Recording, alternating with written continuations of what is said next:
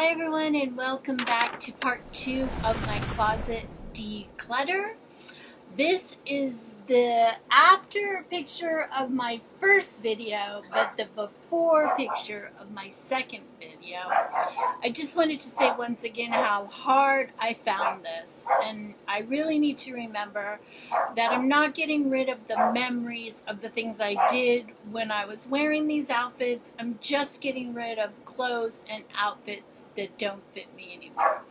And today specifically, I want to go through these Rubbermaid bins right there. I moved them when I moved here 4 years ago. I have not opened those bins in 4 years. I don't know what's in there. So I've decided it's time to go through them and get rid of some stuff. Also right here is my rag container where I keep rags to clean the house and stuff, and I can see that it's overflowing. So I'm going to get rid of some of those because I obviously have too many. So I'll see you in a few when I'm done going through this stuff. So I'm into the second Rubbermaid now, and I discovered something very interesting. In this Rubbermaid, I have 2 pairs of the exact same pairs of boots. They're exactly the same. 1 pair here and 1 pair here. I haven't worn either pair in about 5 years, but why do I need 2 pairs of the same pair of shoes? So I'm definitely going to get rid of 1 of these pairs. Also in here is my bicycle helmet and my clip shoes for my bicycle. I'm going to keep these because I may start cycling again today. I don't even have a bicycle right now, but you never know, I may start cycling again.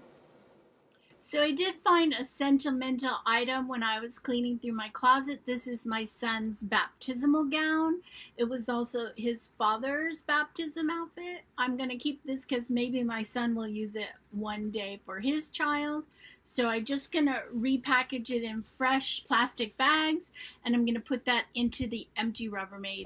I'm just about done. I had 2 Rubbermaids full of stuff, and what I did is I filled up 1 trash bag full of stuff I want to donate, and now I only have 1 Rubbermaid that has anything in it. And so I have a whole extra Rubbermaid here that is totally empty. I'm gonna clean it out, wash it out because it's all dusty. I also found this, which is some closet-made closet organizer thing that's just been sitting in my closet gathering dust. I'm not using it. I don't even really know how to hang it up. So I think I'm going to donate it because someone could be using this, and I obviously am not. So I just want to mention a couple of other things. I know Marie Kondo says that when you're decluttering your closet, you want to take every item out, hold it in your hand, and see if it sparks joy, and thank it for serving you. And if it doesn't spark joy, get rid of it. So I just want to say, I, for one, did not want to take the time to take out every single item of my closet. So you are able to get a handle on your closet and clear it out without removing every single item and going through every single thing to see if you made a difference.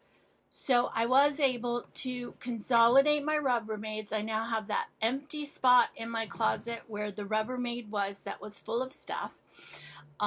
It's now totally empty, and I think what I may do is take some of this stuff here that's cluttering up my closet that I never wear and put it in the extra Rubbermaid and put it up on the shelf, and so then my closet will have even more room and my clothes will hang even nicer. So thank you for joining me for part 2 of my closet declutter.